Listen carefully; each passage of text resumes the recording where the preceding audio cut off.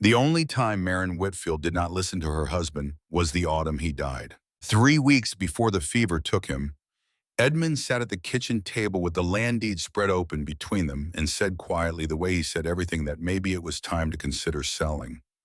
40 acres of limestone hillside in Hollow Creek, Kentucky, too steep to plow properly, too rocky to graze more than a handful of animals, too far from the creek for reliable irrigation.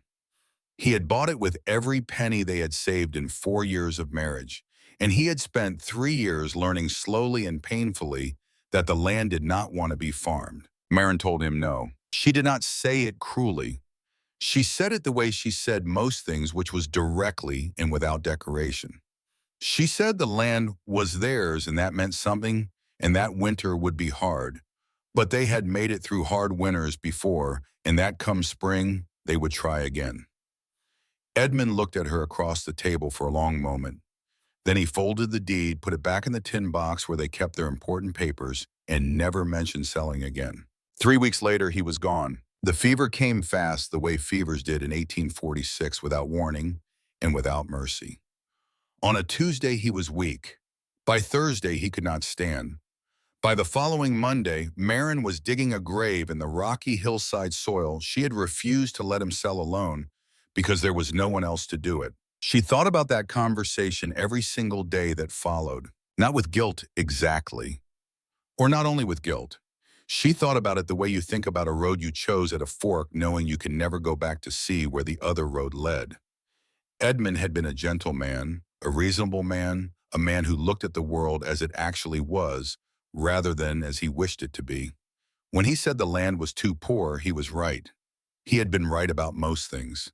And she had overruled him with nothing more than stubbornness and a feeling in her chest that she could not quite name something that said, "This place is yours, hold on to it," even when every practical consideration said otherwise. Now she was 26 years old, alone on 40 acres of failing land, with a Kentucky winter gathering itself on the horizon like a fist. She was not from Kentucky. That was the first thing people in Hollow Creek had decided about her, and it was the thing they returned to whenever they needed to explain her. She had come from a small town in Virginia, the daughter of a blacksmith, which meant she knew how to work with her hands and how to be underestimated by people who judged a woman by the softness of her palms. Her palms were not soft. They had not been soft since she was 12 years old and started working the bellows for her father, and they were certainly not soft now after 3 years of trying to coax crops from limestone hillside. The women of Hollow Creek had been kind to her in the careful, measured way of people who are kind to someone they expect to leave soon. The men had been respectful in the way men are respectful to another man's wife when that man is present. Now Edmund was not present, and the respect had a different quality to it. Thinner, more conditional, like something that could be withdrawn. The first person to test that withdrawal was Judge Harlan Voss. He was 58 years old, heavy-set with gray at his temples and the particular confidence of a man who had never been seriously wrong about anything important, or at least had never been forced to reckon with it. He was the magistrate for Hollow Creek and 3 surrounding counties, which meant he was the closest thing to law that most people in the valley would ever encounter. He wore good boots and kept his horse well fed and smiled with the warmth of a man who wanted you to believe the warmth was genuine. Maren first saw him at the cemetery. She was standing beside the fresh mound of Edmund's grave, still holding the shovel, because she had not yet decided what to do with herself now that the digging was finished, when she noticed Voss at the edge of the tree line. He was not with the small group of neighbors who had come to pay their respects. He was separate from them, hat in hand, face composed in the expression of a man attending to a professional obligation. He waited until the last of the neighbors had gone, and then he walked toward her with the unhurried gait of someone who understood that time was on his side. Behind him, parked on the dirt road at the edge of the cemetery, was a dark wagon, and through the window of that wagon, a woman was watching. Maren noticed her the way you notice something that does not quite fit. The woman was perhaps 36, well-dressed in the practical way of a prosperous household, and she was looking at Maren with an expression that was neither sympathetic nor cold. It was something harder to name. It was the expression of a person watching something happen that they know they cannot stop. Then Voss was in front of her, and Marin stopped looking at the wagon. "Mrs. Whitfield," he said, "I'm sorry for your loss. Edmund was a decent man." Marin said. "I want to speak plainly with you if I may. I know the timing is poor. Then perhaps you could wait." "I'm afraid the timing, poor as it is somewhat relevant."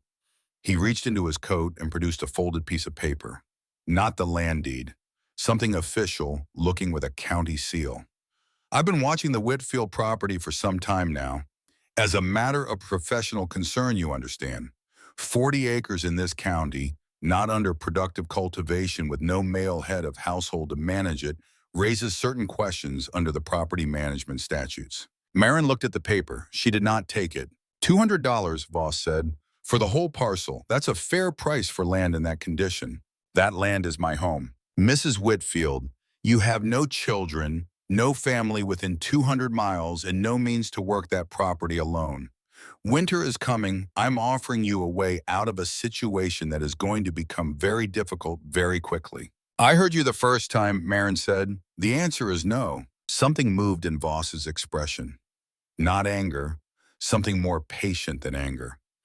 "Then we'll speak again in the spring," he said, "if circumstances allow." He turned back toward his wagon, and Marin, without quite deciding to, looked again at the woman in the window.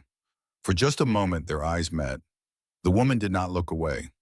She held Marin's gaze for 2 or 3 seconds with those unreadable eyes, and then the wagon was turning, and she was gone, and Marin was alone in the cemetery with a shovel and a fresh grave and 40 acres of rocky hillside that she had refused to let her husband sell. She stood there for a long time after the wagon disappeared. The weeks that followed had a particular quality that Marin would later struggle to describe.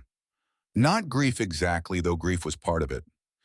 More like the feeling of standing in a room where all the furniture has been removed. The shapes of things were still there, still familiar, but the substance was gone. She rose before dawn because Edmund had risen before dawn. She made 2 cups of coffee before remembering each morning that there was only one of her. She spoke to him sometimes in the evenings when the silence of the house became too specific to bear. She did not speak to many other people. The community of Hollow Creek was small enough that everyone knew everyone's business, and Marin's business was currently the subject of considerable interest. She could feel it at the general store, in the slight pause before the storekeeper's wife asked how she was managing. She could feel it at church in the way conversation shifted when she came within earshot. People were kind. People were also waiting to see what would happen to her with the particular anticipatory interest that attaches to any situation that seems likely to resolve itself dramatically one way or another. The dramatic resolution most of them were expecting was for Marin Whitfield to sell the land and leave. Reverend Silas Pruitt was the one who said it out loud. He was 52, thin-shouldered, with pale eyes that had a quality of seeing through things to some deeper principle beneath. He was not a cruel man. Marin had never thought of him as a cruel man. He was a man of genuine conviction who had simply never been forced to examine whether his convictions were correct, which is a different thing and in some ways more dangerous. The Sunday after Edmund's burial, he preached from Proverbs about the wise woman who builds her house and the foolish one who tears it down with her own hands. He did not look at Marin once during the entire sermon. The congregation looked at Marin twice as much as usual, which amounted to the same thing. After the service, he found her on the church steps. "Marin," he said with the particular gentleness of a man about to say something he knows will not land gently, "have you considered the possibility that God is offering you a way out of a situation you cannot manage alone? The Caldwell family needs help through the winter. Room and board in exchange for cooking and childcare. There's no shame in it." Marin looked at him steadily. "Reverend Pruitt, my husband, spent 4 years of his life to buy that land. He died on it. I will not trade it for room and board. That land cannot support a single woman. Then it will learn to." She stepped down off the church steps. "I appreciate your concern." She walked back to her horse, and as she untied the reins, she was aware of a figure at the corner of the church building. A boy of about 17, lean and loose-jointed, watching her with the undisguised interest of someone who has not yet learned to pretend he is not watching. She knew who he was, Tommy Greer, youngest son of Eli Greer, whose farm shared a property line with hers on the eastern side. Tommy had a reputation in the valley as a boy who broke things not always accidentally. He caught her looking and grinned. Not a friendly grin, the grin of someone who has decided he finds a situation entertaining. Marin did not grin back. She rode home. That night, she found her fence broken. The post on the eastern side, the one that bordered the Greer property, had been pulled from the ground and laid aside with the deliberateness of someone making a point, rather than the carelessness of wind or weather. Her cow, a brown and white animal named by Edmund, in a moment of sentimentality that Marin had privately found endearing, was gone. She stood at the broken fence in the early dark with a lantern, looking at the gap, and felt something shift in her chest from grief to anger. Anger was cleaner than grief. Anger had a direction. She did not go looking for the cow that night. The woods were dark, and the ground was frozen, and she was not going to stumble through brush in the dark to prove a point to a 17-year-old boy who had not yet learned that women who are trying to survive don't have time to chase people who make things harder for them. She would deal with Tommy Greer. But not tonight. Tonight, she had something else to do. She had been putting it off for 3 days, telling herself she was being practical, that she had more pressing concerns, that there was no point in going back down into the root cellar until she had a specific reason. But the truth, which she had not quite admitted to herself until she was standing at the broken fence with the cold working through her coat, was that she was a little afraid, not of the dark. Marin had never been particularly afraid of the dark. She was afraid of what she might find, or more precisely, of what she might not find. She had made a small, private decision in the moment she first saw those stairs, and she was aware that the wrong outcome would require her to unmake that decision, and she did not know if she had the reserves left for that. She went anyway. The root cellar was older than the cabin, older than any record of the farm's existence, carved into the limestone hillside by hands that had worked before anyone in Hollow Creek was keeping track. Marin had been down there 100 times. She knew its smell, its temperature, the way the air sat different underground than it did above. Edmund had kept the vegetables there and the preserves in the small, fragile hope of making it to spring. She moved the bins aside, all of them this time, not just the ones she normally moved. She moved them with deliberate thoroughness, the way you move things when you are no longer willing to leave any corner unexamined. The gap was still there. She had half expected it to be gone, to turn out to have been a trick of lantern light or exhaustion. But the stairs were real, as solid and deliberate as they had been the first time she saw them. Stone steps cut into the living rock, worn smooth by what must have been generations of feet. Not rough stone shelves, but something shaped, something that had been made with intention. She sat at the edge for a moment. She thought about Edmund, about the one conversation she had had with him about this cellar, a throwaway remark 2 winters ago. Strange thing, he had said, not looking up from his boot he was mending. Cellar's warmer than it ought to be. Must be something about the rock around here.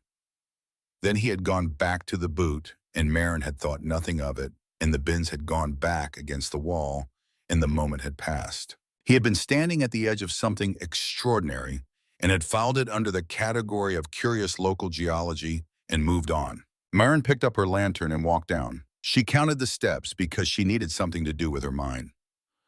17, 18, 19. The air changed at around step 25, becoming warmer and carrying a quality she could not name, something mineral and old and utterly still.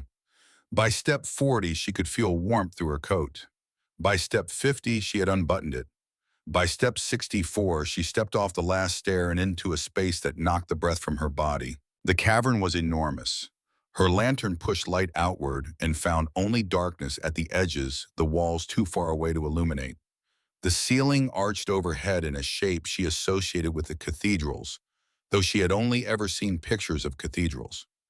The floor was flat and covered with a fine layer of dust, well in uniform, the kind of dust that accumulates over decades in absolute stillness. Here is the essential fact stated: once limestone formations at sufficient depth maintain a constant temperature through geothermal stability, the heat of the earth itself radiating steadily upward through the rock, regardless of what the weather above is doing.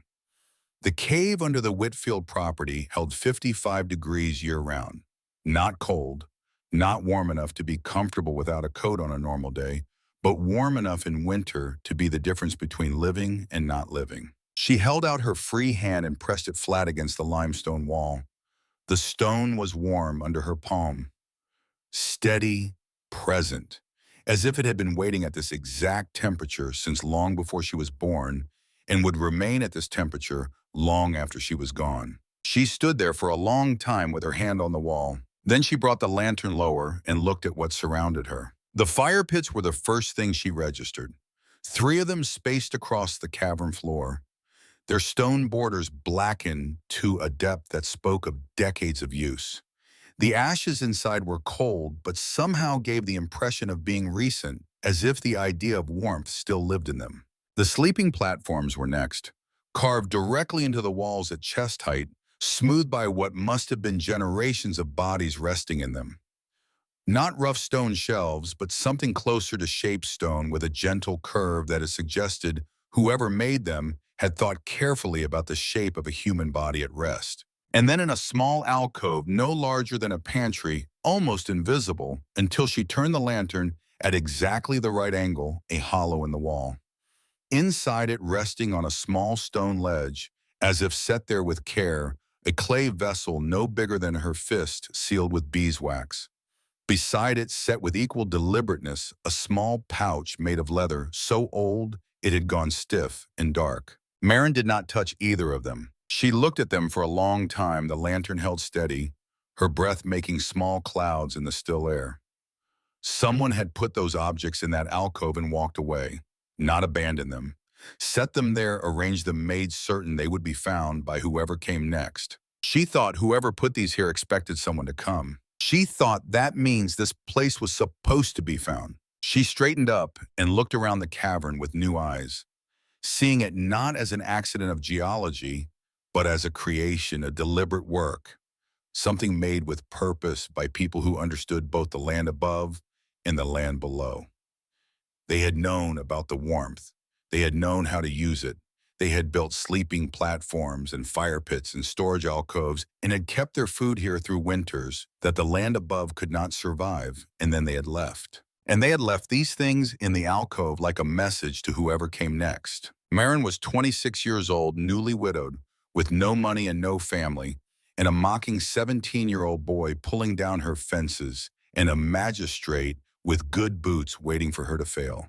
She had 40 acres of rocky hillside that could not be properly farmed, and a cabin whose roof was going to need work before the real cold hit. She had all of that, and she had this. She climbed back up the 64 stairs in the warm air and stood in the root cellar in the dark, breathing. Then she moved the bins back across the gap, arranged them exactly as they had been, and went up into the house. She did not sleep that night. She sat at the kitchen table where Edmund had spread the land deed and said maybe it was time to consider selling, and she thought for a very long time. At some point before dawn, she made a decision. Not a grand decision, not a declaration, more like a reorganization of the facts she had available and an understanding that the land she had refused to let Edmund sell was worth more than either of them had known. Not because of anything that could be captured in a county deed or a land use statute, because of what was 64 stairs below it. She was still sitting at the table when she heard hooves on the road, and then a knock at the door, and then the sound of Judge Harlan Voss clearing his throat. She opened the door to find him on her porch with a folded piece of paper and an expression of careful, practiced reasonableness. "Good morning, Mrs. Whitfield. I hope I haven't come too early." "What is it?" He extended the paper. She took it this time. It was an official document from the county court citing a statute regarding land that had gone unfarmed for more than 2 seasons, land where there was no active household management land, that in the court's determination constituted a burden on the productive capacity of the county. "You have until the 1st of January, Voss said, to demonstrate that this property is being actively used. If you cannot do that, the court will schedule a hearing on the question of whether the land should be reassigned." Maren read the document twice. Her face was very still. "I have until January 1st, she said. "That's correct. I want to be clear that this is not a hostile action. It's a practical one. The county has an interest in—" "You'll have your demonstration," Maren said. She folded the document and held it at her side. Will that be all? Voss looked at her for a moment with those patient, calculating eyes. Then he glanced past her toward the root cellar door, and Marin had the brief, distinct impression that his attention on that door was not casual. That will be all, he said, for now. He turned toward on his horse. Marin watched him go, and as she watched, she saw something at the edge of the tree line that made her go very still. A woman, old, enormously old, with white hair that fell past her shoulders, and a stillness about her that was not the stillness of someone who had just arrived, but the stillness of someone who had been standing in that exact spot for quite some time. She was watching Voss right away with the expressionless patience of a stone watching weather. Then Voss was gone, and the old woman turned her eyes to Marin. They looked at each other across the frost-covered ground. Then the woman spoke, her voice carrying clearly despite the distance and the quiet. I know what you found. You haven't gone far enough. Marin opened her mouth to ask who she was, how she knew how long she had been standing there. But the woman turned back into the tree line, and within 3 steps, the forest had taken her as completely as if she had always been part of it. Marin stood on her porch with Voss's court document in her hand and the old woman's words in her ears, in the morning cold working through her dress, and she felt the shape of something she could not yet name, something larger than a root cellar, and wider than 40 acres and older than any deed in any tin box. She went inside. She put the document on the table beside the deed. She looked at both of them for a moment. Then she started planning. She came back 3 days later, not Agnes. Marin went back down the stairs the very next morning, and the morning after that, and the morning after that. Each time she went a little further. Each time she found more. The cavern off the main stairs opened into a passage at its eastern wall, low-ceilinged and narrow for the first 20 feet, before it widened into a second chamber, smaller than the first, but warmer further from the surface. The stone walls holding heat the way cast iron holds heat evenly and without complaint. Beyond that was a third space. She could only see the edge of the lantern light failing before it reached the far wall. On the third morning, she found the underground stream. It announced itself as sound before sight, a steady, low conversation of water over stone, coming from a passage she had thought was a dead end. She had to turn sideways to get through the gap in the rock. And then the passage opened, and there it was, a stream perhaps 4 feet wide, running over a flat limestone bed. The water so clear she could see every stone on the bottom moving at a walking pace with the unhurried certainty of something that had been flowing since before the hillside. Above it had a name. She knelt and put her hand in. The water was the same temperature as the air, carrying the same steady warmth up from the deep earth. Not river cold the way water in January should have been. She drank from her cupped hand. The water tasted of mineral and depth and time. It was on that third morning, coming back up through the root cellar, with her coat unbuttoned and her mind already working the problem of how many sleeping platforms existed and how much food she could reasonably store below, that she found Agnes Morrow sitting on the edge of the stone step at the top of the stairs waiting. Agnes did not look like someone who had been waiting. She looked like someone who had arrived precisely when she intended to. She was older than anyone Marin had ever seen. 93 years had done to her face what water does to stone over centuries, not destroyed it, but shaped it into something elemental. All unnecessary softness gone, what remained, being exactly what had always been most essential. Her white hair hung loose past her shoulders. Her hands resting on her knees were the hands of someone who had done a great deal of work over a very long period of time. Her eyes were dark and fully present in the way of someone who has outlived most of the things they ever feared. You found the water, Agnes said. It was not a question. How did you know? Because you came up with your coat open. The first time I found it, I did the same thing. Marin sat down on the step below her. They were eye level. You've been inside. My grandmother's grandmother built the first fire pit in the large chamber. My mother was born in the small chamber to the east. I came here as a child before. She did not say before what. She did not need to. The word carried everything it needed to carry. I have not been inside since I was 5 years old, and 88 years, Marin said. 88, Agnes agreed. She looked past her down the stairs. The stairs were here before your people came, before anyone in this county was counting years the way you count them now.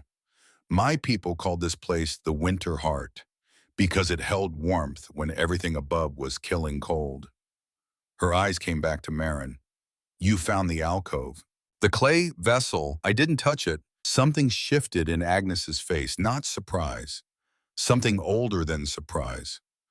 The pouch beside it belonged to my sister. She was 3 years old when we were made to leave. My mother put it there to be kept safe until we came back. She was quiet for a moment. We did not come back. Marin did not say she was sorry. She had learned in the weeks since Edmund's death that sorry was often the smallest coin you could offer someone and still feel like you had paid something. Instead, she said, I'll take you down if you want. Agnes looked at her steadily for a long moment. Then she stood with the careful deliberateness of someone who has long since made her peace with what her body will and will not do, and said, show me what you found that I haven't seen. They went down together. Agnes moved through the main chamber with her hands trailing the wall, her fingers reading the surface in a way that was not exploratory but confirmatory, checking that what she remembered was still there. She paused at the fire pits. She stood for a long time at the alcove, her hand resting on the clay vessel, without picking it up, her face doing something private that Marin looked away from.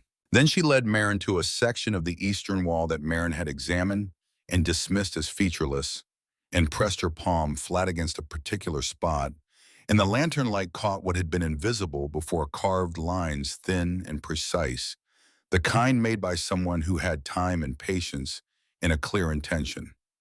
Not decoration. A map. Marin leaned in close. The lines showed chambers, passages, the stream, two entrances she had not found. One appeared to be a sinkhole half a mile from the house. The other was behind something she could not quite parse from the carving, a shape that might have been falling water. The waterfall above Breaker Creek, Agnes said. In summer, it's easy to find. In winter, it freezes over on the outside, but not the inside. There's a passage behind it wide enough for a person. 3 entrances, Marin said. 4. The 4th is collapsed. Has been since before I was born. Agnes traced one of the carved lines with her finger. The chambers go further than this map shows. The people who made this map did not finish it. The winter came before they could. Marin straightened and looked at the map and then at the woman beside her, and understood in a way she hadn't fully until this moment the scale of what she was standing in. This was not a geological curiosity. It was not simply a convenient shelter. It was infrastructure. It was the work of generations of people who had looked at the problem of winter and solved it not by fighting the cold above, but by stepping below it, who had carved and mapped and stored and planned with the patient intelligence of people who understood that the same emergency would come again and again and again, and that the answer was always to go deeper. How many people, Marin asked? Agnes understood the question immediately. The winter of 1780, my grandmother said there were more than 60 different families, some of them not our people. She paused. She said they ate together, told stories to each other's children. One of the old men died down here, and they buried him in the alcove at the back of the 3rd chamber, and the people who were not our people helped carry the stones. She looked at Marin. You're not asking how many the chambers can hold. I'm asking how many I might need to hold. That, Agnes said, is the right question. They climbed back up in the late afternoon light, and Agnes sat at Marin's kitchen table and drank coffee and taught Marin over the next 2 hours everything her grandmother had told her and her mother had confirmed and her own 5-year-old memory had retained. Which chamber stayed warmest, which passages were stable, and which had questionable ceilings, where the stream was safest to drink from and where it ran too fast to be reliable. How the smoke channels had been designed so that a fire below would exhaust itself through the natural fractures in the rock without showing above. That last detail stopped Marin cold. Fires down there don't show smoke above, not if you use them in the right chambers. The people who built this were not careless. Agnes set down her cup. They had reasons not to want people above to know they were below. Marin thought about that for a moment. Then she thought about Judge Harlan Voss and his good boots and his court documents and the way his eyes had moved to the root cellar door. Agnes, she said carefully, how long have you known this was here? Since I was a child. And you've been in this valley for how long? I came back 11 years ago. I have been watching this farm for 11 years. She met Marin's eyes without apology. I watched your husband dig his garden in the wrong place for 2 springs before I understood he didn't know what was below. I watched him put those bins against the wall. You could have told him it was not time. And now it's time. Agnes looked at her with those fully present eyes and said, now you found it yourself. That's different. Things you find yourself, you understand differently than things you are given. Agnes left before dark. Marin sat at the table after she was gone and did not move for a long time. Then she got up, put on her coat, and went to the barn to begin an inventory of everything she had that could be moved underground and kept dry. She worked by lantern until past midnight. The next morning, Nora Voss appeared at her gate. She was alone. No wagon, no horse that Marin could see, which meant she had walked, which meant she had not wanted anyone to know that she was coming. She stood at the fence post with a traveling cloak pulled close against the November wind, and when Marin came out onto the porch, she said without preamble or social softening, my husband knows there's a cave under this land. Marin kept her face still. What makes you say that? Because his father knew. 22 years ago, before your husband bought this property, Harlan's father tried to buy it from the previous owner.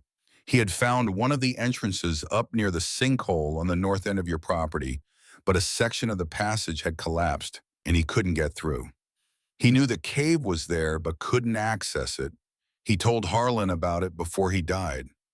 Nora's voice was even almost clinical, the voice of someone who has been organizing a difficult body of information for a long time and is finally releasing it. That's why Harlan has wanted this land for 20 years, not the limestone, the cave. He said limestone. He says what's useful. A pause. He's contacted someone in Frankfurt, a land use attorney. He's looking at whether a cave system, if it can be classified as a mineral resource, falls under different statutes than surface property, whether a landowner's rights extend downward and how far. She looked at Marin steadily. If he can establish that the cave is a separate mineral asset from the land above it, your deed means nothing. You could win his court challenge on the surface and still lose everything below. The cold had a different quality now. Marin felt it even though she was standing on a porch and had a coat on. Why are you telling me this? She asked. Nora was quiet for a moment. The wind moved through the bare branches above them. In 1839, she said there was a family named Harrison, south end of the county. Harlan wanted their water rights. He found a way to classify their creek frontage as a navigable waterway under state jurisdiction. They lost the water rights to the county, lost their farm within 2 years without water. She paused again. I knew what he was doing when he was doing it. I said nothing. She reached into her cloak and produced a folded piece of paper creased with the care of something that had been handled many times. She held it out and Marin took it. It was a letter handwritten addressed to an attorney in Frankfurt. The handwriting was Voss's. I copied it, Nora said simply. He keeps his correspondence in the left drawer of his desk. He doesn't lock it because he doesn't believe I read. Marin looked at the letter. It was careful and precise and contained the phrase, mineral asset subterranean, with the ease of someone who had been thinking about this legal argument for some time. I need witnesses, Marin said, people from this community who have been inside the cave, who can testify that it's integral to the functioning of the property, not a separate mineral deposit.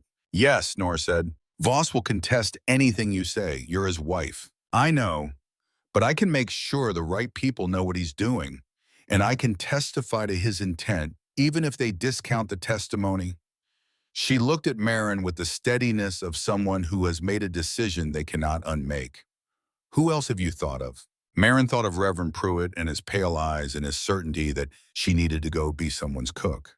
She thought of what he represented in this county, a man of God, a man the court in Frankfurt would find credible. Pruitt, she said. Something moved in Nora's expression that might have been doubt. He doesn't think well of your situation. He thinks well of what's right. Those aren't always the same thing, but sometimes they are. Marin folded the letter and held it. I'll talk to him. Nora buttoned the top of her cloak. Be careful how you approach it. He'll resist anything that feels like he's being recruited to a cause. He'll respond to something he can witness for himself. Then she turned and walked back down the road the way she had come, not hurrying her back straight in the cold morning, and Marin watched her go and thought about what it cost a person to do what Nora Voss had just done. She went to see Pruitt that afternoon. She found him in the small room behind the nave that served as his study, surrounded by his sermon notes and a worn Bible, and the smell of wood smoke and old paper.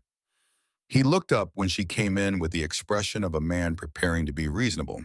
She put Nora's copy of the letter on his desk without speaking. He read it.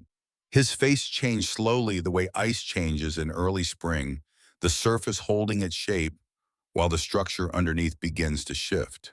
"This is real," he said, copied from the original in Voss's desk by his wife. His wife. "She walked to my house this morning to give it to me, alone, without telling him." Pruitt set the letter down. He looked at it for a moment. "What does he think is under your land?" "A cave system. He's right that it exists." She paused. "I want you to see it." He looked up at her. "You're asking me to come to your property. I'm asking you to come underground, so that when you make a statement before any court or county official about the nature of that property, you're making it as someone who has been there." Pruitt was quiet for a long moment. The fire in the small grate popped and settled. He looked at the letter again, then at Marin, and she could see him turning something over, measuring it against a framework he had spent 50 years building. "Tomorrow morning," he said. He arrived before 8, dressed, practically carrying his own lantern, as if he had been expecting to need it. He followed Marin into the root cellar without speaking, watched her move the bins aside without comment, and looked at the stairs with an expression she could not read. He followed her down all 64 steps in silence. When the passage opened into the main chamber, he stopped at the last step and stood there for nearly a full minute, holding his lantern up, turning it slowly to see as much as he could. The fire pits, the sleeping platforms, the carved map on the wall. He moved to the map and stood before it for a long time. Then he saw Agnes. She was sitting near the eastern passage in the way she sometimes sat, absolutely still, her hands in her lap, her eyes open. She had arrived sometime in the night, as she occasionally did, because she had told Marin once that she slept better down here than anywhere above. Pruitt and Agnes looked at each other across the chamber. Pruitt's lantern was between them, and in its light Marin could see both of their faces at once, the minister and the elder, two people who represented things that had not been kind to each other in this country, and probably would not have been kind to each other now in ordinary circumstances. But they were 64 stairs below ordinary circumstances in a place that had been built before anyone in either of their lineages had arrived in Kentucky, and something about that particular depth seemed to reset certain calculations. Pruitt lowered his lantern slightly in a gesture that was not quite a bow, but held some of the intention of one. Agnes said, "Sit down, preacher. The stone is clean." He sat. They stayed in the chamber for 2 hours. Pruitt asked Agnes questions with the careful respect of someone who is aware they are receiving something they have not earned. Agnes answered some of them and declined to answer others, which he accepted. At one point, she showed him the carved map, and he traced the lines with one finger and asked about the smoke channels, and she explained them, and he nodded slowly, not with the nod of someone learning a curiosity, but with the nod of someone who was revising a structure they thought was complete. When they came back up, standing in the gray November light outside the root cellar, Pruitt turned to Marin and said, "I'll write to the county court, and to Frankfurt if necessary. This cave is not a mineral deposit. It is a feature of the land indistinguishable from the land itself, as integral to this farm as the soil above it." He paused. "And I will say so to anyone who needs to hear it." Marin nodded. She did not thank him because he had not done it for her gratitude, and they both understood that. "There's one more thing," Pruitt said. He was looking at the root cellar door. "If this winter is as bad as the signs suggest, if people need shelter." He stopped. Then, "How many can it hold?" "More than this community has people," Marin said. He looked at her steadily for a moment. Then he put on his hat and walked to his horse. The first day of January came in quiet and deceivingly mild. Marin had spent every day of December moving things underground. She had built a cooking area beside the stream with flat stones Agnes helped her select. She had carried down enough food to sustain one person through an entire winter. She had made bedding from moss and dried grass and positioned it on the carved sleeping platforms. She had hauled down oil and candles and the good wool blanket from Edmund's side of the bed, which she folded and placed in the alcove beside the clay vessel. She worked without telling anyone because there was no one to tell. Tommy Greer had taken her cow and no one had returned it. She had gone out looking 3 days after the fence was broken, found the animal wandering the south pasture of the Greer property, and driven it quietly home before first light. No one saw, no one said anything. The matter was settled in the way of people who understand that some debts are better left uncollected until the right moment. On the 3rd of January, she went down into the cave in the evening to check the cooking fire and discovered that the temperature above had dropped enough that the warmth rising from the cave entrance was now visible, a faint breath of heat lifting from the open root cellar door into the still air above it. She stood at the root cellar entrance and looked up at the sky. The clouds were wrong. She had lived on this land for 3 years, and she had grown up in a place where weather came off the mountains, and she knew clouds. These clouds were the color and texture of iron moving from the north with a speed and uniformity that meant cold, real cold, not December cold, but January cold, the kind of cold that killed things. She went back inside. She sat at Edmund's table. She thought about the 64 steps in the sleeping platforms and the 2 months of food and the stream that never froze. She thought about Ruth Calloway, who had 3 children under 7, and a husband who traveled for work in a cabin on the low end of the valley where the coal pooled. She thought about Beatrice Hicks, 70 years old, living alone since her husband died with a wood supply that had looked thin the last time Marin passed her place. She had prepared for one person. She had prepared that well enough. The question that kept her at the table until nearly midnight was not whether the cave could hold more people. She already knew it could. The question was whether she was willing to become the person who opened the door and said, "Come in," because becoming that person meant accepting that the cave was no longer a private resource, but a public one.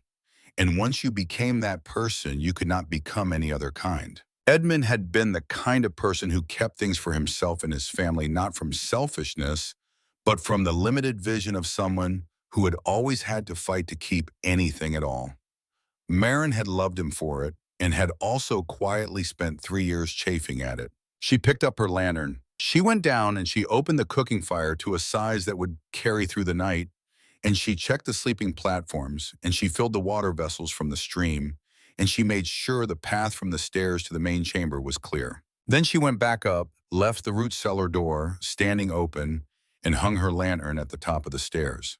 The cold came before dawn. She felt it when she woke, the particular quality of silence that means the world is locked.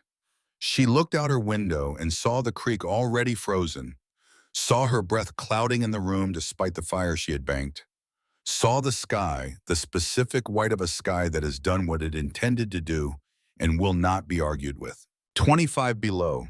She would not know the number for days. She only knew the feeling of it, which was the feeling of a door swinging shut on everything warm. She went down into the cave and sat beside the cooking fire and waited. On the 5th day of the freeze, a sound came from above. Footsteps in the root cellar, uncertain then stopping. Then a child's voice saying something she could not make out, and then Ruth Calloway appeared at the bottom of the stairs with her youngest child on her hip and 2 older ones clutching her coat. And the child on her hip had lips, the particular gray-blue that means a body has been cold for too long. Ruth looked at the fire. She looked at the warm air. Her youngest stopped shivering for the first time in 48 hours. Marin stood up. "There's room," she said. "Bring anyone who needs it." Ruth Calloway turned and went back up the stairs, and Marin heard her footsteps crossing the frozen ground above, moving away, and she sat back down by the fire and thought, that is the thing you cannot undo. Then she heard a different set of footsteps at the top of the stairs, heavier, deliberate, and Daniel Ashford came down into the light. He had been Edmund's nearest neighbor in age, the closest thing Edmund had to a friend in the valley, a man of 38, who had been widowed 2 years before and had gone very quiet afterward, the kind of quiet that fills the space a person leaves. He and Marin had exchanged perhaps 40 words in 3 years. He was carrying his own lantern in a canvas bag and looking around the chamber with the expression of a man taking inventory. "Ruth told me," he said. "How is it above bad, getting worse? 3 families on the low end have lost their livestock." He looked at the fire, at the stream, at the sleeping platforms. He looked at the carved map on the wall.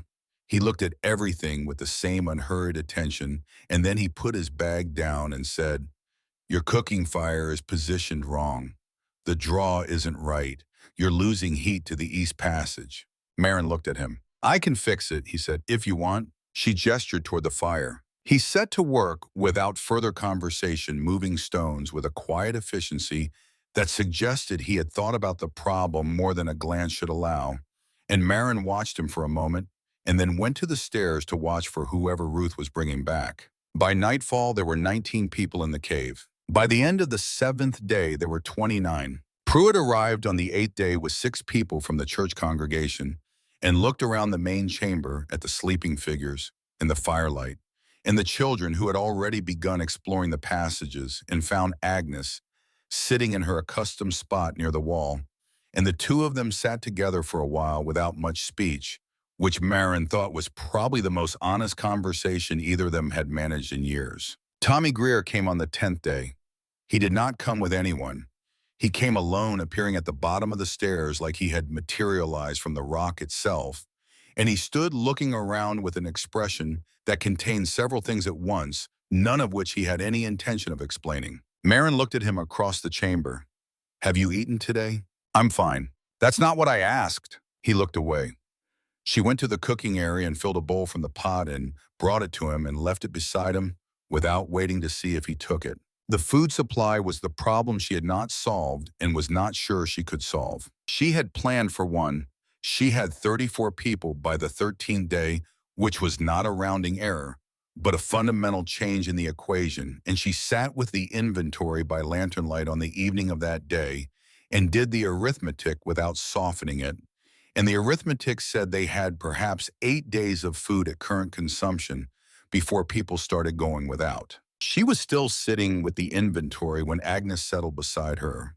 13 days left, Agnes said, looking at the numbers without being told what they were.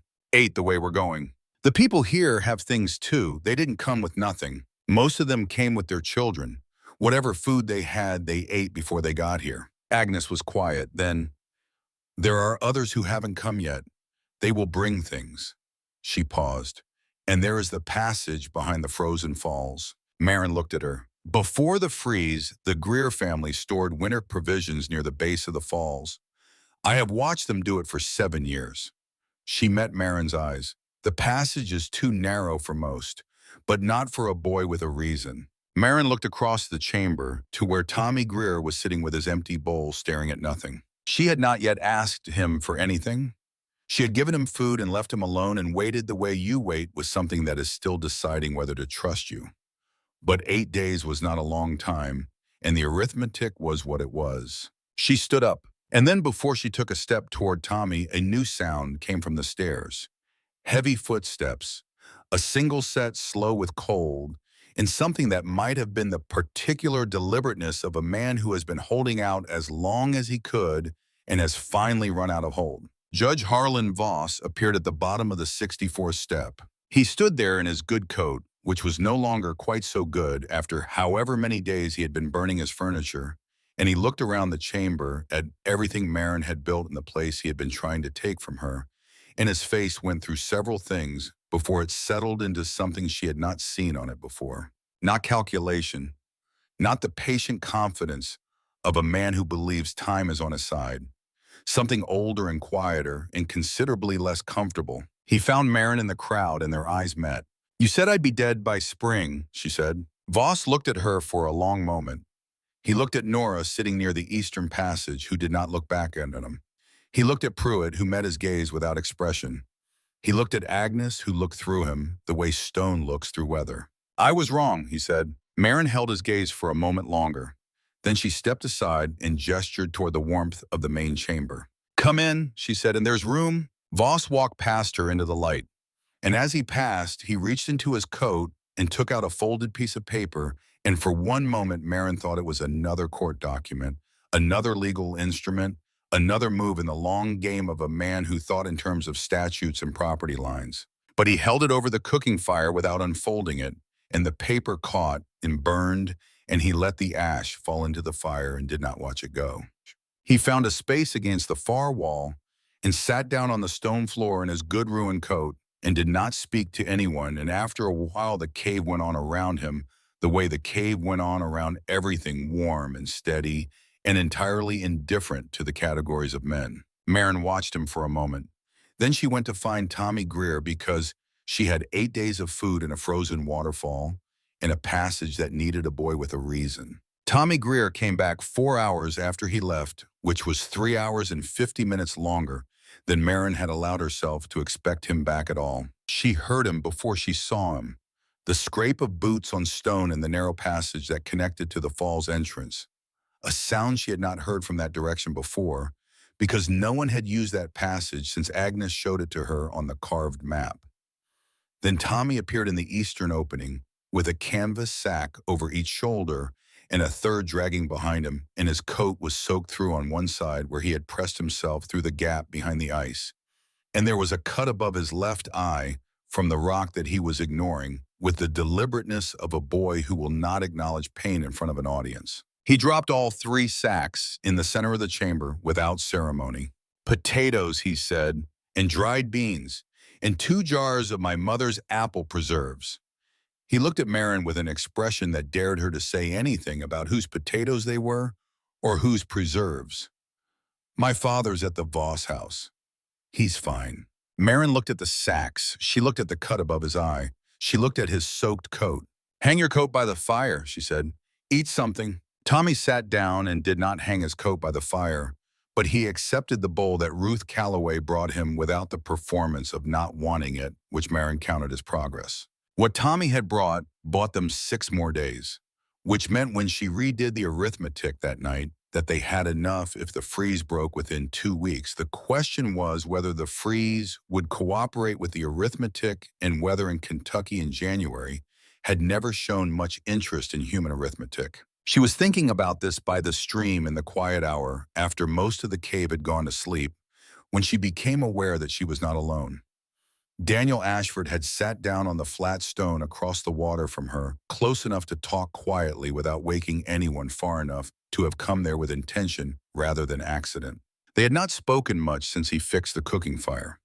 Not because of anything between them, but because the cave had a way of organizing people into tasks that kept them moving, and Daniel had become the person who managed the practical infrastructure of 34 people living underground, checking the cooking fire every 4 hours, monitoring the passages for anything that sounded wrong, learning the cave's architecture with the methodical attention of a man who has always expressed care through maintenance rather than words.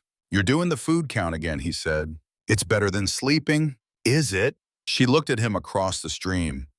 "You don't sleep much either." 2 years of not sleeping. You get used to the arithmetic." He paused. "Sarah died in February. The cold always gets me thinking in February." Marin had known Daniel's wife had died. She had not known her name until this moment, and the specific weight of a name is a different thing from the general knowledge of a loss. "Edmund died in October," she said. "The harvest time gets me." They sat for a while with the stream moving between them, steady and unhurried. The fire in the main chamber gave enough light to see by orange and low the way firelight looks in the deep part of the night when everyone who tends it has gone to sleep. "He knew this place was here," Daniel said. It was not a question. "He felt the warmth once, filed it away." "That sounds like Edmund." "Yes," Marin said, "it does." She had not talked about Edmund to anyone in the cave. She had not talked about Edmund to anyone at all since the cemetery where she had talked to his grave. Something about saying his name to Daniel, who had known him and was still alive, made the grief move differently than it usually moved, less like a wall she was walking into and more like water she was moving through. "He would have liked being right about the land," she said. "He didn't know he was right." "No, but he was." She looked at the stream. "He kept saying the land would work out. I thought he was being optimistic. He was just looking at the wrong part of it. Daniel was quiet for a moment. Then, do you think he knew some part of him? Myron thought about the land deed spread on the table, the way Edmund had folded it and put it back in the tin box and never mentioned selling again after she said no. As if at some level below conscious knowledge, he had been waiting for her to be the stubborn one, so he would not have to be. Maybe, she said, maybe he just trusted that there was more to it than what he could see. She was not sure she was still talking about the land. She was not sure Daniel was sure either, but neither of them said anything more about it. And after a while, the silence between them changed quality, became something comfortable rather than careful. And Marin realized she had not sat in comfortable silence with anyone for 4 months. She went to sleep eventually on the platform she had claimed in the smaller eastern chamber, and she slept without dreaming for the first time since October. The community that formed in those underground weeks was not the community that existed above.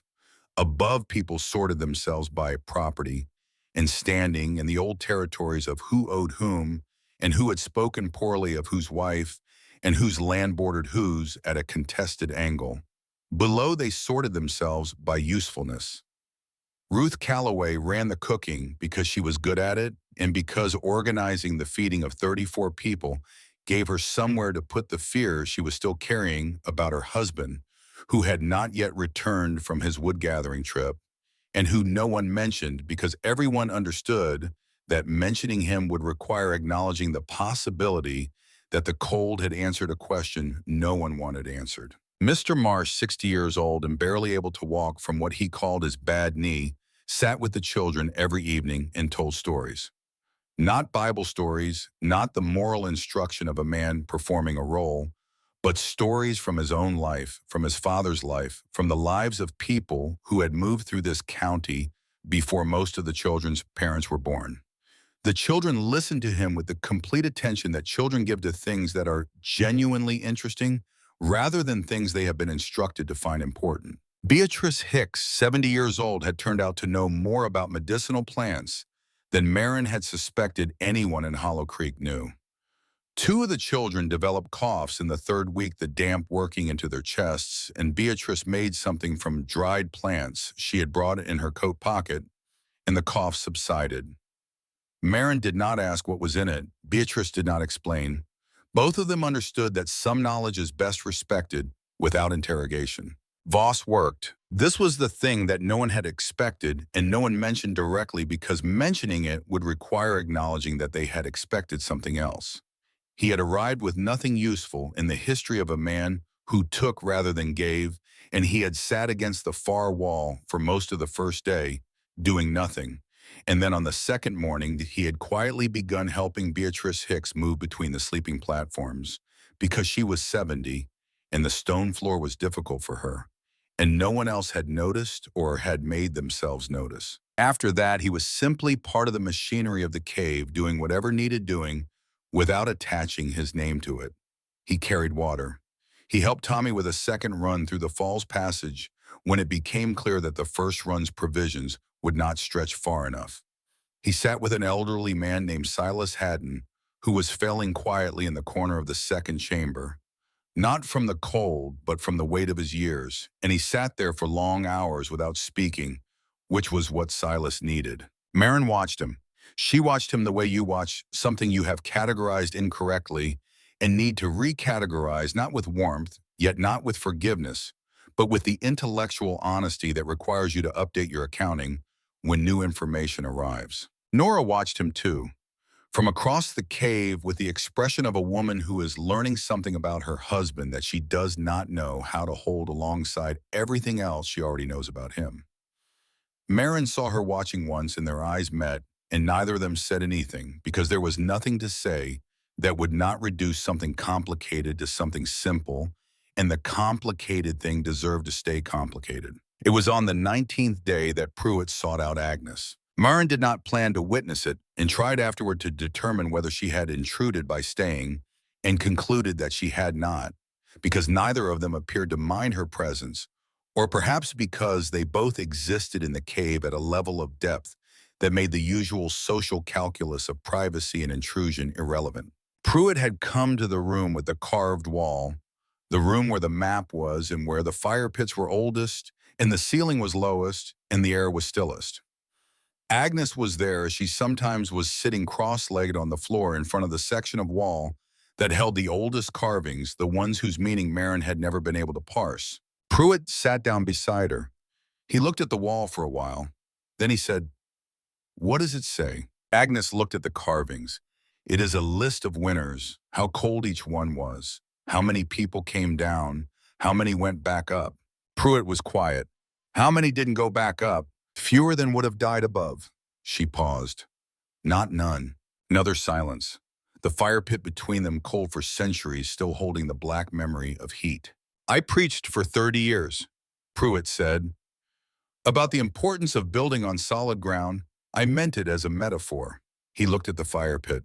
"I was wrong about what solid ground is." Agnes turned to look at him fully for the first time in the conversation. "What do you think it is now?" "I think it's whatever has been here long enough to have proven it stays." He said it slowly, like a man reading something he is translating as he goes. "Not what looks permanent, what is permanent." Agnes looked at him for a long moment with those eyes that had seen 88 years of things she had not been able to change. Then she said, "You will write your letter to Frankfurt." "I already wrote it. Sent it before the freeze came." He paused. "I told them the cave is not separable from the land, that it is the land continuing downward. I cited 3 precedents." He almost smiled. "I was a lawyer before I was a minister. People forget that." Agnes said nothing, but something in her face acknowledged it the way the ground acknowledges rain. On the 22nd day, Tommy came back from one of his surface checks and reported that the creek was moving again. Just barely at the center, a dark thread of open water in the middle of the ice, but moving. By the morning of the 23rd day, the temperature above had risen enough that the breath of the cave entrance was no longer visible against the outside air, because the outside air was no longer cold enough to show the difference.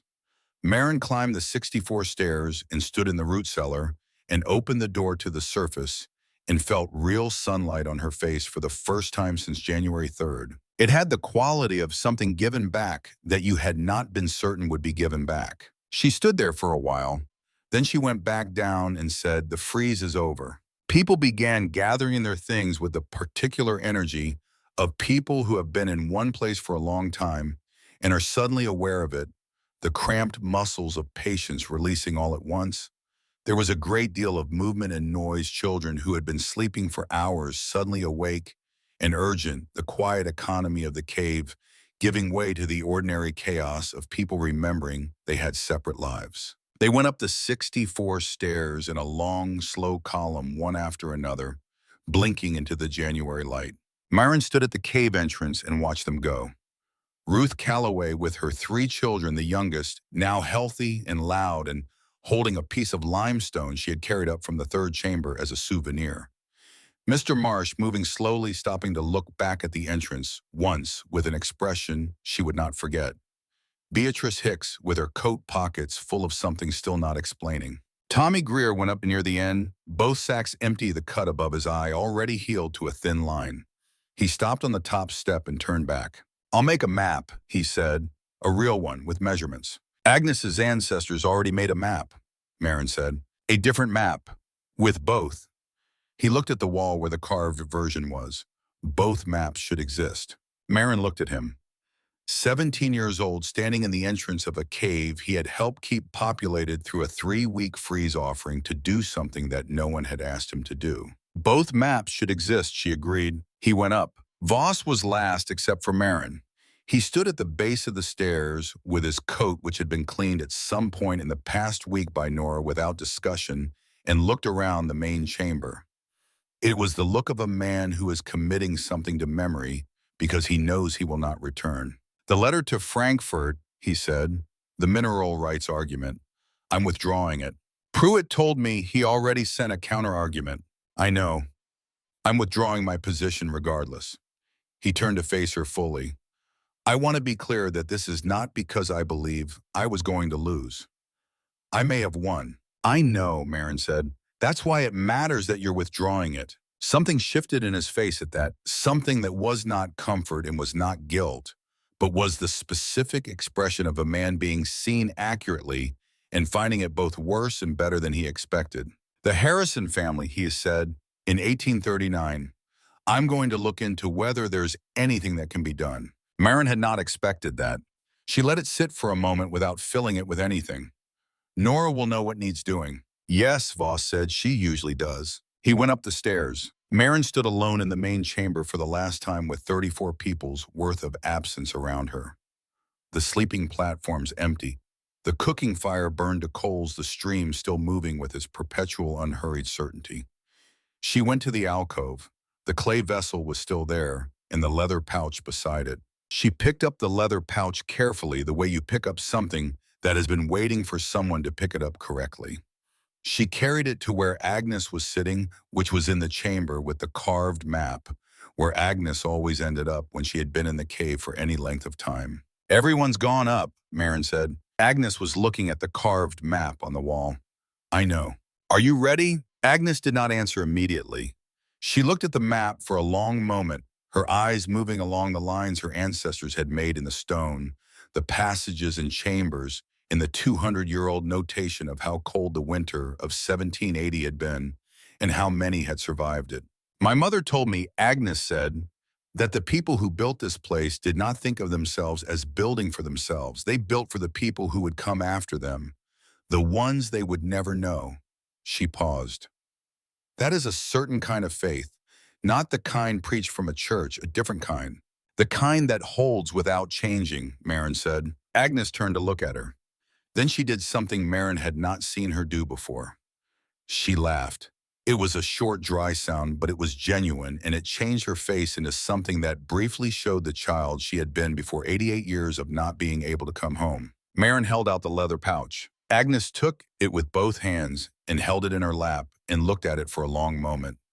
Then she tucked it inside her coat close to her body, and Marin understood that it was going to stay there, that the 3-year-old girl it had belonged to was going to be carried from now on in the place where Agnes kept warm. I don't want to climb the stairs today, Agnes said. Marin looked at her. She was 93 years old. She had come down those stairs twice in the past month. Each time it had cost her something visible. Then don't, Marin said. I'll sleep here tonight. I've slept here before, long ago. I'll bring you food.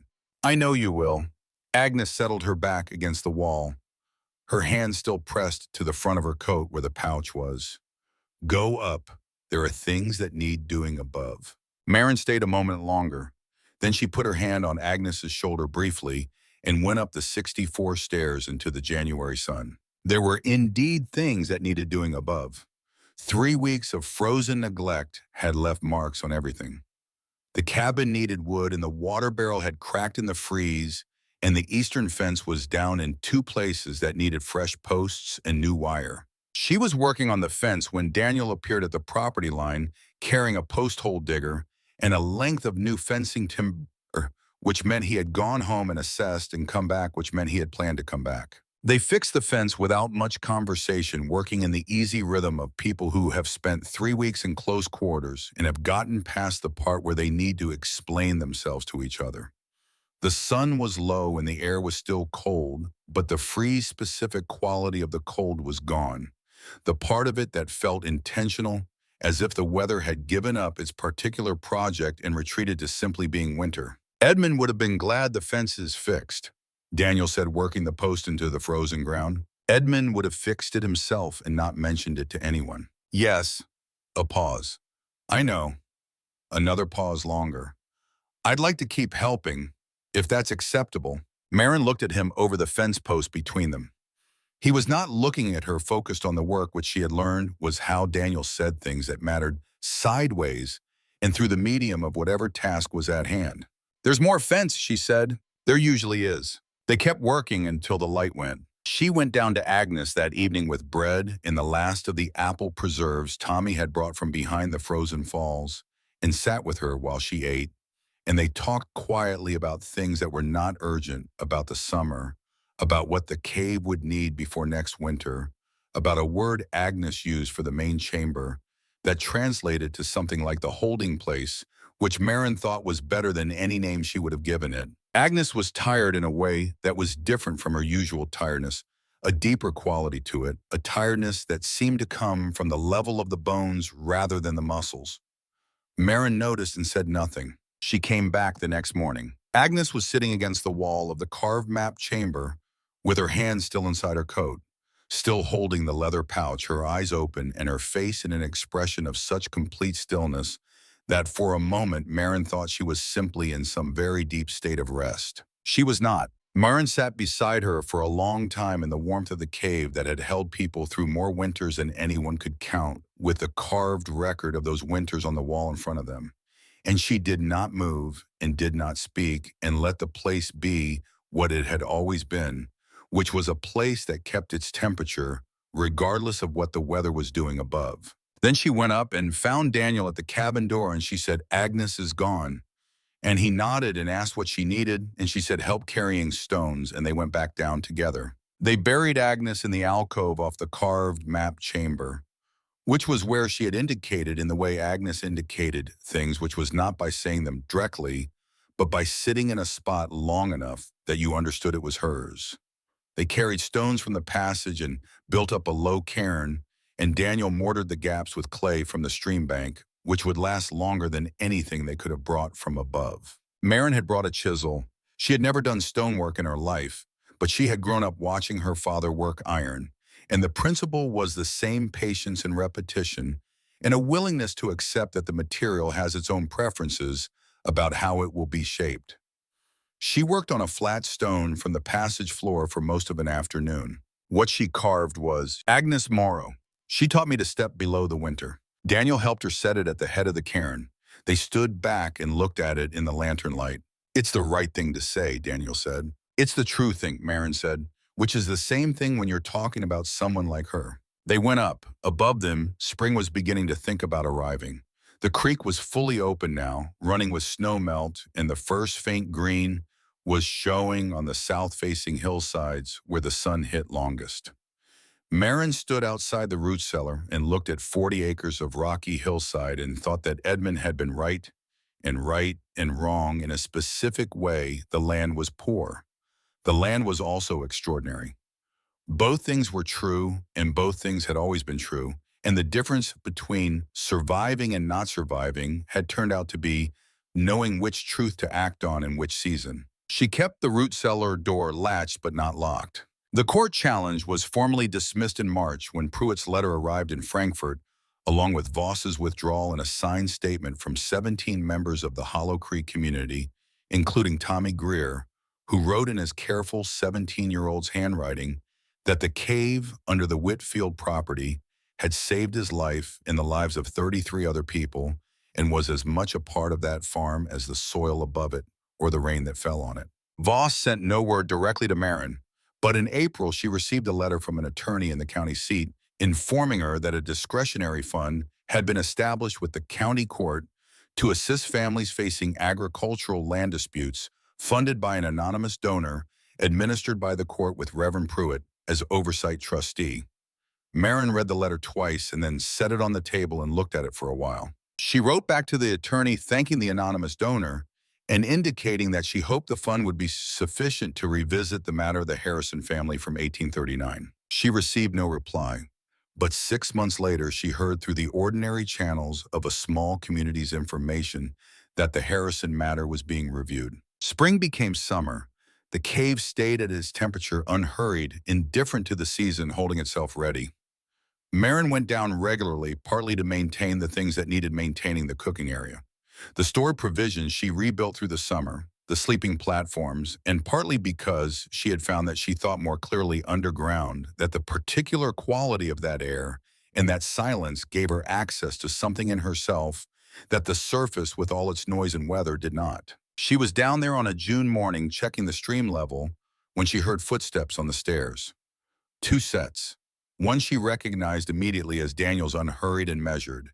The other was lighter, smaller, faster. Their son Edmund came down the 64 stairs at a run, holding his lantern in both hands the way 4-year-olds hold things they consider precious, and burst into the main chamber with the specific energy of a child who has been told something wonderful is about to happen and cannot wait for it to start. He was named for his father's predecessor on this land, A man he would never know, a man whose most consequential act had been refusing to examine the stairs beneath the thing he thought he understood. Marin had thought a great deal about what name to give the boy, and had eventually concluded that the right one was the one that carried the most weight, because weight was not a burden if you knew how to carry it. Edmund Jr. at 4 years old was very good at carrying things. He ran to his mother and grabbed her hand and pulled her toward the eastern passage where Tommy Greer had marked the walls 6 months ago, and Daniel had mapped, and Marin had followed, and all of them had found the new chamber at the end, the one without carvings on the wall, the one that was simply stone and darkness and space. Papa says there's a new room, the boy said, past where Tommy's marks stop. I saw it. It goes deeper. Marin looked past him to Daniel, who had come down the stairs at a more reasonable pace and was now standing in the chamber entrance with his own lantern. He found it this morning, Daniel said. I was fixing the water diversion and he went ahead of me. I don't know how far it goes. Marin looked at her son, 4 years old, his mother's stubbornness, and his father Daniel's stillness, in the name of a man who had stood at the edge of something and not known to look down.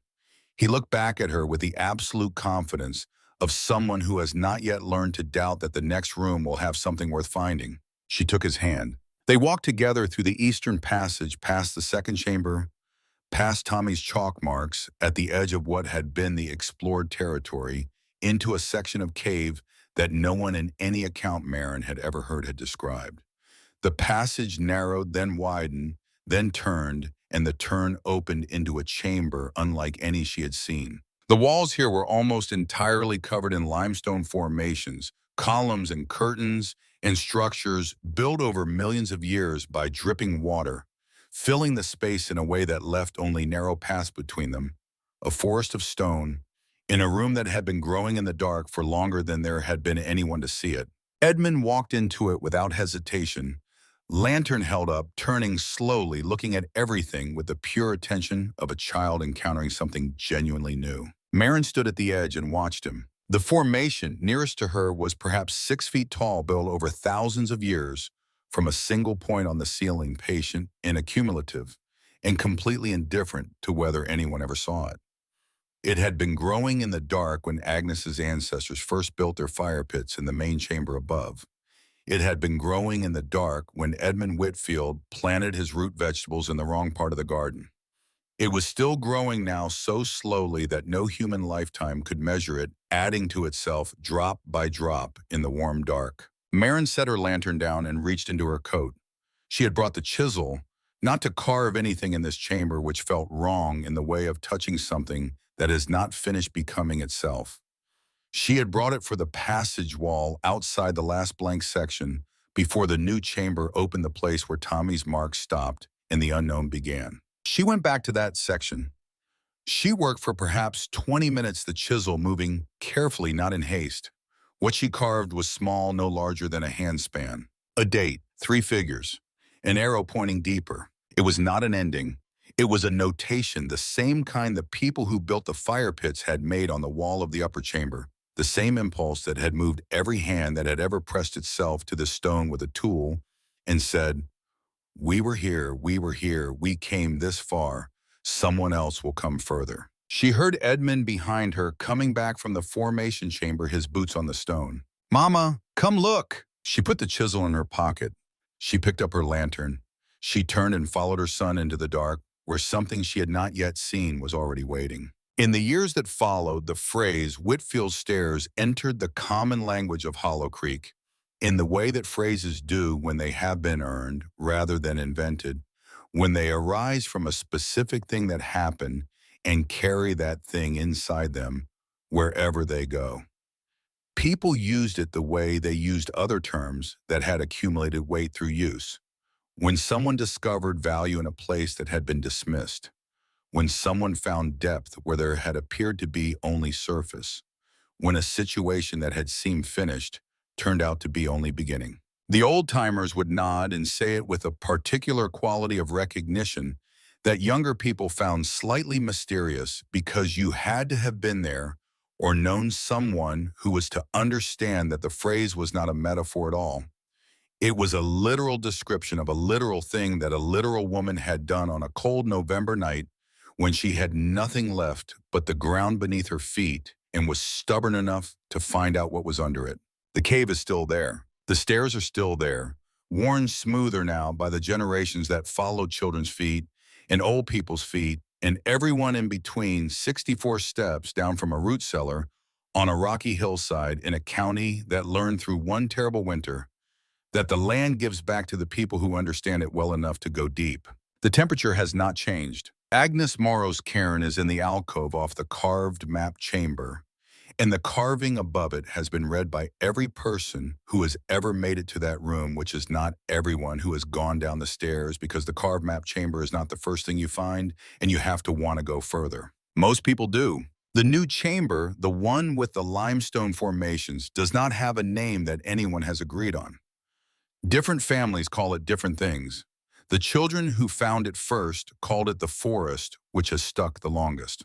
And at the back of the forest chamber, past the tallest of the formations, there is a passage that even Tommy Greer did not map because it requires a lantern held at a specific angle and a willingness to follow a sound rather than a light, the sound of water moving somewhere deeper, further down, further in. No one knows where it goes. No one has gotten to the end of it. The earth is not something you finish. It is something you keep beginning.